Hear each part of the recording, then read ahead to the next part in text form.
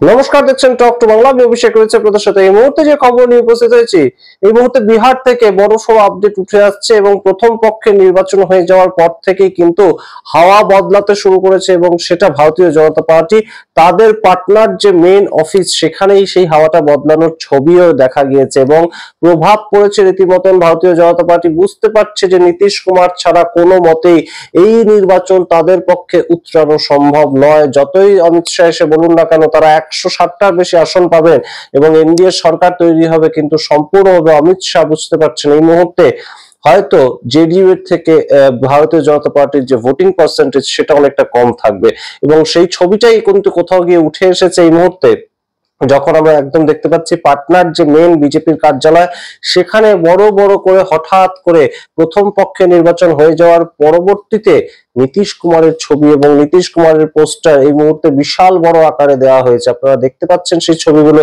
এবং সেই ছবিটা কিন্তু অবাক করা একটা ছবি। পাটনার যে মেন বিজেপির কার্যালয় সেখানে নীতিশ কুমারের ছবি থাকার কোনো কথাই নাই এবং এতদিন ধরে ছিলও না। নরেন্দ্র মোদীর শেষ কথা, নরেন্দ্র মোদী যথেষ্ট, এইটাই ছিল তাদের কাছে প্রচার। কিন্তু এখন কি হলো হঠাৎ করে বিহারে নীতিশ কুমার ছাড়া যে কোনো মতেই ভারতীয় জনতা পার্টি নিজেদের কোনো অস্তিত্ব এখনো পর্যন্ত স্থাপন করতে পারেনি, সেটা যেমন একটা বড় আপডেট এই মুহূর্তে এই ছবিগুলো থেকে উঠে আসছে। অন্যদিকে আরেকটা গুরুত্বপূর্ণ বিগ ব্রেকিং একদম আপনাদেরকে দিই, সেটা কিন্তু গুরুত্বপূর্ণভাবে প্রথম দফা নির্বাচনের ঠিক সন্ধ্যেবেলা নীতিশ কুমার একটা বৈঠক ডেকেছিলেন পাটনাতে তার নিজের কেন্দ্রে এবং তার নিজের ঘরে মুখ্যমন্ত্রী আবাসে, এবং সেই মুখ্যমন্ত্রী আবাসের বৈঠকে ছিলেন না লাল্লন সিং, ছিলেন না সঞ্জয় ঝায়ের মতন জেডিইউ নেতারা, যারা কিন্তু অমিত শাহের একদম রীতিমতন কোল ঘেঁষা নেতা, সেই সমস্ত নেতারা ছিলেন না। তাহলে ছিলেন কারা? ছিলেন নীতিশ কুমারের অত্যন্ত একদম কনফিডেন্স যে সমস্ত মানুষরা থাকেন এখনো পর্যন্ত, যারা নীতিশ কুমারকে বুদ্ধি দেন, বিভিন্ন ধরনের আইএএস আইপিএস অফিসার থেকে শুরু করে নীতিশ কুমারের জেডিইউ দলের বিভিন্ন লোকজন, তারা ছিলেন এবং নীতিশ কুমার গোপন একটা বৈঠক করেছেন এবং সেখানে তিনি রীতিমতন ভোটের খোঁজ খবর নিয়েছেন এবং শুধুমাত্র জেডিইউ এর যে খোঁজ খবর নিয়েছেন তেমন নয়, তার সঙ্গে আরজেডির খোঁজ খবর নিয়েছেন। আরজেডি কোন কোন জায়গায় ভালো ফলাফল করতে পারে সেই খবরও নিচ্ছেন নীতিশ কুমার। কিন্তু কেন নিচ্ছেন এই খবর নিয়ে বিস্তারিত আজকে আমি প্রতিবেদন ব্যাখ্যা করবো এবং বিজেপি এই মুহূর্তে কি ভেবে ঠিক নীতিশ কুমারের ছবি তাদের মেন যে কার্যালয় পাটনা সেখানে একদম টানিয়ে দিল এবং বিহারে নরেন্দ্র মোদীর পাশাপাশি নীতিশ কুমারের ছবিটা এত বড় করে টানাতে কেন তারা বাধ্য হলো, সমস্ত নিয়ে আলোচনা করার আগে অবশ্যই টক টু বাংলা ইউটিউব চ্যানেলকে সাবস্ক্রাইব করে দিন।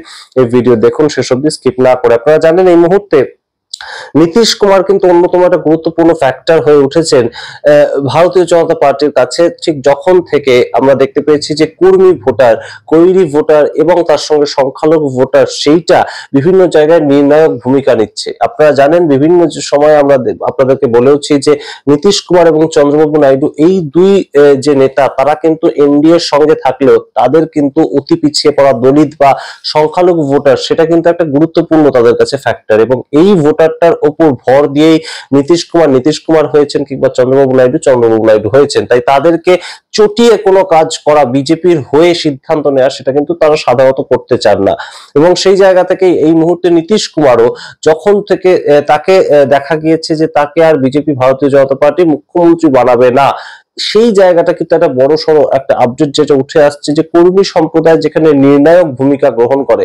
সেখানে ভারতীয় জনতা পার্টির সমর্থক কিংবা ভারতীয় জনতা পার্টির প্রার্থী দিয়ে দিয়েছে, কিন্তু তাকে কিন্তু সমর্থন করছে না কর্মীরা। এবং শুধু তাই নয়, তারা একটা গ্রুপ ওয়াইজ মিটিং করেছে। কর্মী সম্প্রদায়ের মোট 4% ভোট রয়েছে বিহারের মোট জনসংখ্যার, সেটা নেহাতি কম নয় এবং সেই জায়গা থেকে তারা যে সমস্ত জায়গায় নির্ণায়ক ভূমিকা গ্রহণ করছে সেখানে নীতিশ কুমারকে যেহেতু তারা পরবর্তী মুখ্যমন্ত্রী হিসেবে আর দেখতে পাবে না, কারণ নীতিশ কুমার নিজে একজন কর্মী সম্প্রদায়ের মানুষ, তাই তারা কিন্তু এই মুহূর্তে আরজেডির দিকে তাদের ভোটটা দিচ্ছে তেমন খবর উঠে আসছে। এবং অন্যদিকে আরেকটা খবর আপনাদের দিয়ে একদম সরাসরি, নীতিশ কুমারের ছবি এই মুহূর্তে পাটনা শহরে শুধু যে লাগানো হয়েছে বিজেপির মেন কার্যালয়ে সেটা শুধু নয়, তার সঙ্গে বিভিন্ন জায়গায় সারা শহর জুড়ে, সারা বিহার জুড়ে এই মুহূর্তে কিন্তু নীতিশ কুমারের ছবি বিভিন্ন বিজেপির কার্যালয়ে লাগানো হচ্ছে এবং সেটা ইনস্ট্রাকশন এসছে।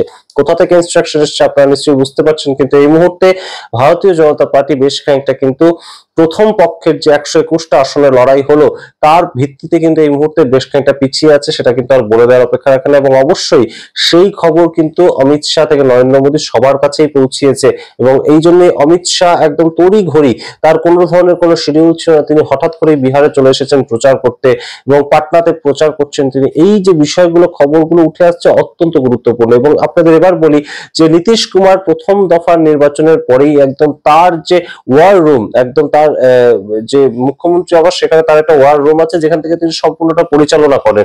খুব কনফিডেন্সের লোক ছাড়া সেখানে ঢুকতে দেওয়া হয় না। সেখানে নীতিশ কুমার বসে একটি বৈঠক করলেন এবং বৈঠকের মধ্যে তিনি কিন্তু লল্লন সিং এবং সঞ্জয় ঝাকে ডাকলেন না। কোন লল্লন সিংকে ডাকলেন না নীতিশ কুমার? যে লল্লন সিং কয়েকদিন আগেই বলেছেন যে পরবর্তী মুখ্যমন্ত্রী কে হবে সেটা বিধায়ক দল ঠিক করবে, অর্থাৎ একদম সরাসরি অমিত শাহের শিখিয়ে দেওয়া বলি লল্লন সিং বলতে শুরু করেছেন যে লল্লন সিং একদম নীতিশ কুমারের ছায়া সঙ্গী হয়ে পরবর্তীতে রাজনীতিটা শিখে তিনি দিল্লিতে গিয়েছেন। সেখানে গিয়ে অমিত শাহ যা তাকে শিখিয়ে দিচ্ছেন। অমিত শাহ কয়েকদিন আগে এই কথাটাই বলেছিলেন যে পরবর্তীতে বিধায়ক দল ঠিক করবে মুখ্যমন্ত্রী কে হবে, সেই কথাটা লল্লন সিং বলছেন। তাই লল্লন সিং এই মুহূর্তে তাকে কিন্তু ডাকা হয়নি। সঞ্জয় ঝা তিনি অমিত শাহ অত্যন্ত পরিচিত এবং অত্যন্ত কাছের একজন ব্যক্তি হিসেবে পরিচিত। তাদের দুজনকেই মূলত প্রথমে নীতিশ কুমার পাঠিয়েছিলেন যে সিট শেয়ারিং রেশিওটা নিয়ে একটা বার্গেনিং যাতে তারা করে 110টা মতন আসন তারা আনতে পারে। তারা 101টার বেশি আনতে পারেনি, অর্থাৎ অমিত শাহ যা তাদেরকে দিয়েছে তার বেশি তারা আনতে পারেনি। তখন থেকেই নীতিশ কুমার, লল্লন সিং এবং সঞ্জয় ঝা তাদের উপর বেশ খানিকটা ক্ষিপ্ত। শুধু তাই নয়, আপনাদের মনে থাকবে নীতিশ কুমার গেলেন না নরেন্দ্র মোদী যেদিন পাটনায় এলেন, নরেন্দ্র মোদী পরপর দুদিন পাটনায় সভা করেছেন, র্যালি করেছেন, কিন্তু নীতিশ কুমার একদিনও গেলেন না। গেলেন কে? লল্লন সিং গেলেন।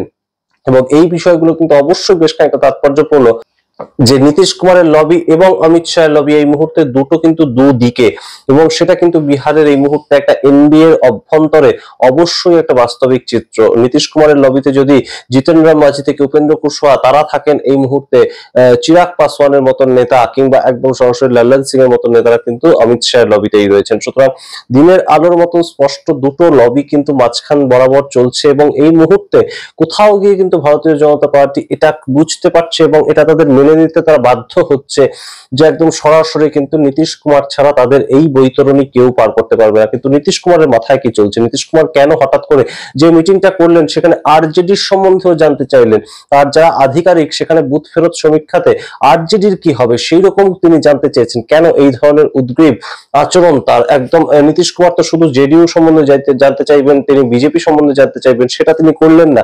তিনি বললেন যে আরজেডির কি অবস্থা, এরকম খবর উঠে আসছে এবং আরজেডির সঙ্গে এই মুহূর্তে নীতিশ কুমারের কোনো আন্ডার কারেন্ট সম্পর্ক চলছে সেরকমও কিন্তু অনেকে বলছেন। 14 তারিখের পর নীতিশ কুমার যদি দেখে শেষ পর্যন্ত আরজেডি তাকে একদম মুখ্যমন্ত্রী বানাতে প্রস্তুত রয়েছে, কিন্তু কোনোভাবেই এনডিএ গভর্নমেন্ট যেটা একদম মরণপণ তারা প্রত্যাশা করেছে যে বিজেপির তরফ থেকে নতুন কোন মুখ্যমন্ত্রী হবে, নীতিশ কুমার আর পরবর্তী মুখ্যমন্ত্রী হবে না, সেইটা যদি বিজেপি শেষ পর্যন্ত একদম তারা ধরে থাকে, তাদের জেদটা তারা বজায় রাখে, তাহলে নীতিশ কুমার কিন্তু নিজের মতন নিজে যে সমীকরণ তৈরি করছে, এই যে 6 তারিখে তার একটা ক্লোজ ডোর বৈঠক তিনি করলেন, সেটা কিন্তু অবশ্যই তার একটা ইঙ্গিত দেয়।